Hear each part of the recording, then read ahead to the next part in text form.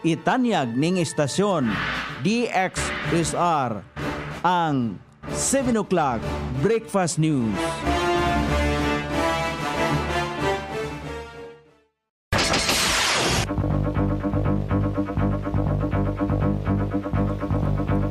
Igala, kumusta? May buntag Iligan, may buntag Mindanao, may buntag Pilipinas. Adlaw Biyernes, Petsa 19 ni buwan sa Setyembre ning tuiga 2025. Sangan sa ato station manager Pastor Ruben Sulapas, kini ang inyong ka-isar kabisaya Nonay B. Ang matod sa hanay sa balita sa alas 7. Og karon sa ulang tudling sa ato mga balita, lalaki may gamit og marijuana at bang sa police station nadakpan. Kampanya batok illegal nga droga gihingosgan. Slaughterhouse personnel gitudluan sa sakto nga proseso sa pag-ihaw sa mga hayop. Duterte nangayo og interim release sa International Criminal Court. Department of Agriculture gipanghimakak nga giinjeksyonan og formalin ang mga sayote nga gikan sa Baguio. Bryce Hernandez gibulgar ang binahinay sa Bulacan Engineers sa kita gikan sa Ghost Project. Sa gawa sa nasod, Trump gipirmahan ang executive order nga mopaubos sa auto tariff sa Japan sa 15%. Balita sa kinabuhing Kristohanon, usa ka pastor gipadala sa labor camp tungod sa iyahang pagwali batok sa Russia.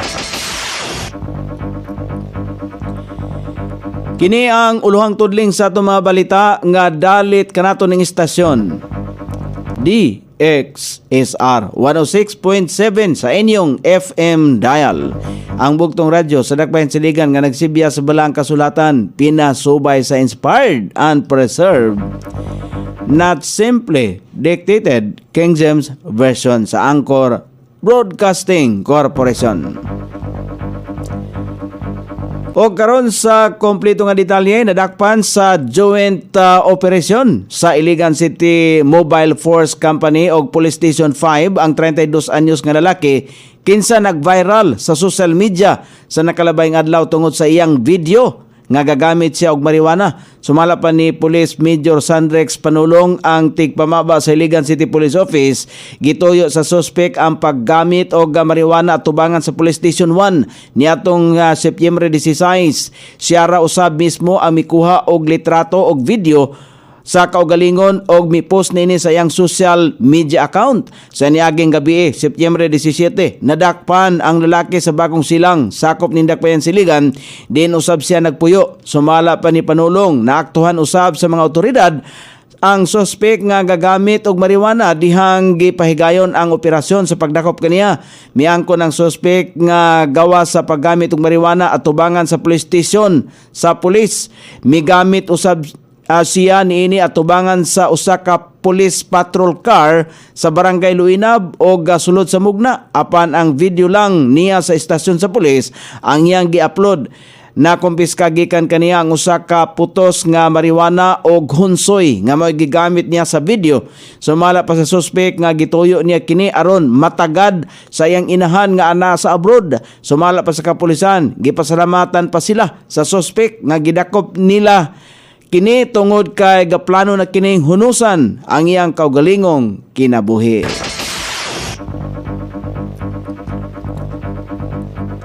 Gipahigayon ang duha ka adlaw nga sikap badak o strengthening institutional capacities on Barangay Anti-Drug Abuse Council sa roll-out training sa mga opisyales sa barangay. Tumong niini nga mapalig-on ang kapasidad sa mga barangay sa pagpasiugda sa epektibong kampanya batok sa illegal nga droga. Gipanguluhan ang pagbansay sa Department of the Interior and Local Government sa Iligan, kauban ang City Anti-Drug Abuse Council, buhatan ni Mayor Frederick Siao. Gipadayag sa mihatag og mensahe sa suporta nga sulbaron sa tibuok komunidad pinagi sa kolektibong aksyon ang suliran sa ginadiling droga. Atol sa kalihukan, gihisgutan sa Philippine Drug Enforcement Agency ang mandato, komposisyon, katungdanan o gahom sa Badak o Barangay Anti-Drug Abuse Council. Gito kay usab ang Community-Based Drug Rehabilitation Program, usa ka community-driven nga inisyatibo kung asa tanang sektor adunay katungdanan nga motabang sa mga barangay nga adunay mga individual nga gagamit og ginadiling droga. Ning baguhay lamang girekognisar nga drug cleared sa Regional Oversight Committee on Barangay Drug cleared ang 14 ka mga barangay sa Iligan, samtang walay bisan unsa nga kaso sa illegal drugs ang Barangay Kalilangan o Barangay Panuruganan. Gipasabot sa mga taga National Meat Inspection Services sa Department of Agriculture ngadto sa mga empleyado sa slaughterhouse o City Veterinarian's Office, meat vendors, inspectors o meat dealers ang kamahinungdanon sa insakto nga proseso sa pag-ihaw sa mga hayop.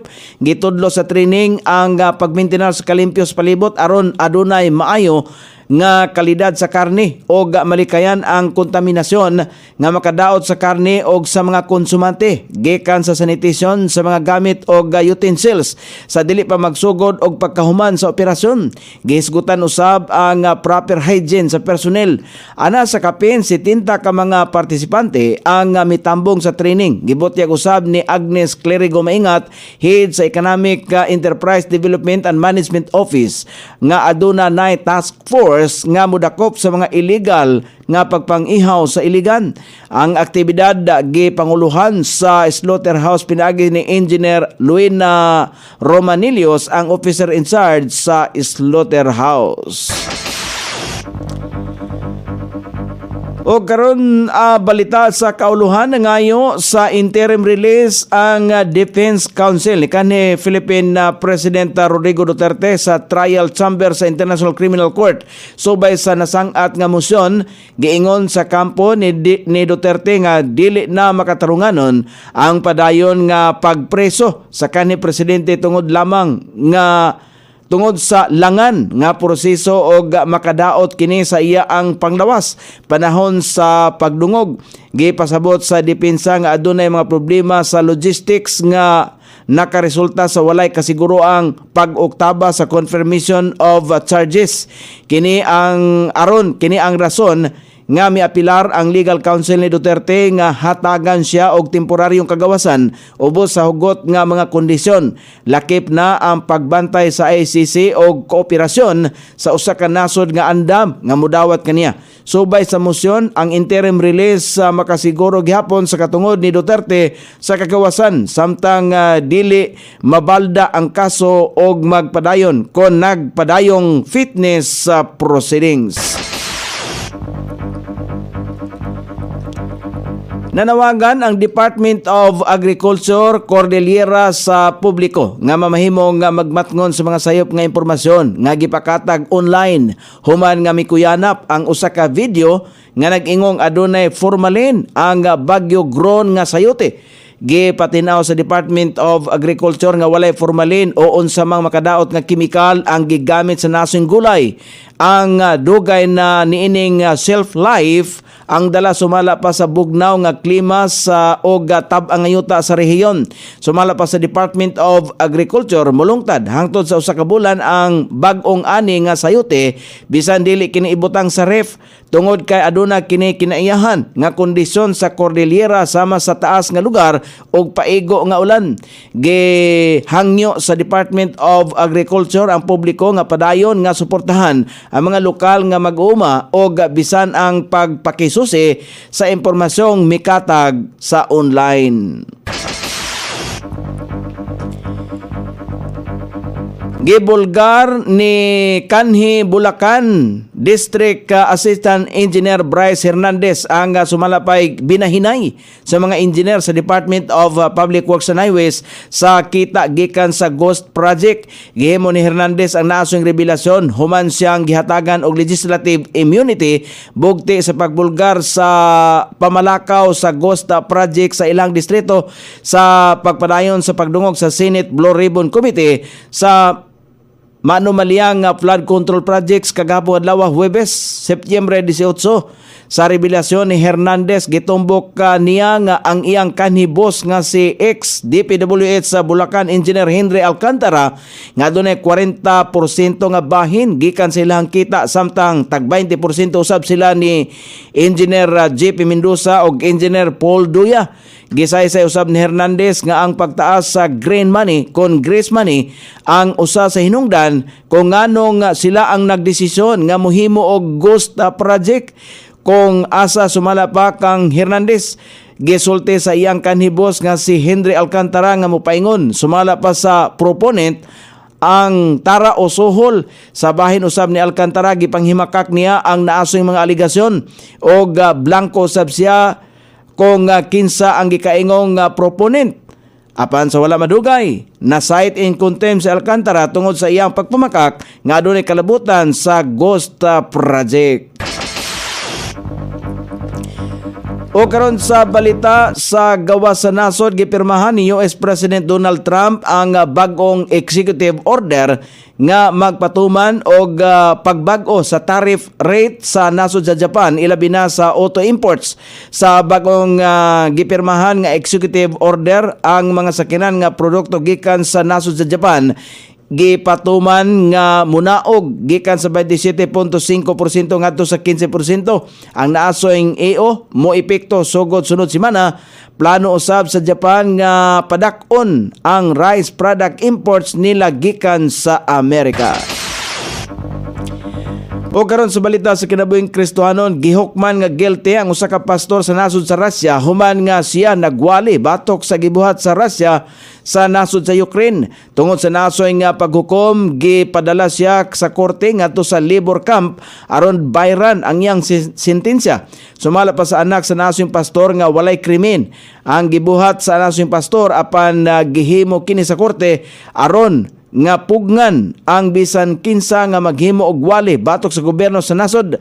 Gikataho nga samtang nipailalom sa interrogasyon ang pastor, nakasinati siya og hypertension, cerebrovascular disease, psoriasis og spinal problem. Kung spinal problems, hinungdan nga siya nagkinahanglan og operasyon sa tambalanan. O karon sa kahimtang sa pagbalabana sa dagan sa panahon, ang sentro sa tropical depression nga Nando na kini may mutang sa 1,085 km sa sidlakang bahin sa Central Luzon nga nagdala kini og gikusgon nga hangin nga 75 km matag oras nga adunay pakusog-kuso nini nga 90 km matag oras. Nang irog kini sa kasakpang bahin sa gikusgon nga 15 km matag oras. Apan padayon makaapektar sa dagan sa panahon ang hanging habagat, localized thunderstorm ang Ilocos Region, Cordillera Administrative Region, Zambales, Bataan, Metro Manila, Bicol Region, Calabarzon, Mimaropa, Western Visayas, Negros Island Region, Zamboanga Peninsula, ubang bahin sa Central Luzon, ubang bahin sa nasod nga Pilipinon, ang makasinati paghapon karong adlaw og madag-umon nga kalangitan. Inubanan sa patak-patak nga mga pag-ulan epekto sa bagyong Nando, hanging habagat og localized thunderstorm. Sukod sa temperatura dinhi sa Dakbayan Siligan, ang kabugnaon na nasa 25 ug ang kainiton mosangko sa 28 degrees sentigrado. Ang adlaw misilang kaganiha sa alas 5:45 ug mosahop niya sa alas 5:55 sa sayong takna sa kagabhion. Inyong nabate ang kinatibuk ang hanay sa balita sa alas 7 nga dalit kanato ning istasyon DXSR 106.7 sa inyong FM dial. Ang bugtong radyo sa Dakbayan Siligan nga nagsibya sa balaang kasulatan, pinasubay sa inspired and preserved, not simply dictated King James Version sa Anchor Broadcasting Corporation. Sangan sa tigsuwat sa atong balitang internasyonal ug sa kinabuhing Kristohanon, Pete Jan sa balita lokal Coney Island. Sa ato station manager Pastor Ruben Solapas, kini ang inyong KSR Kabisaya Nonebi. Magpasalamat og mingon. Mayong buntag, Iligan.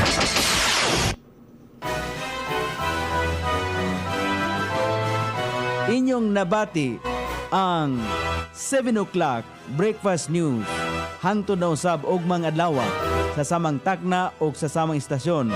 Daghang salamat sa iyong pagpaminaw ug maayong buntag.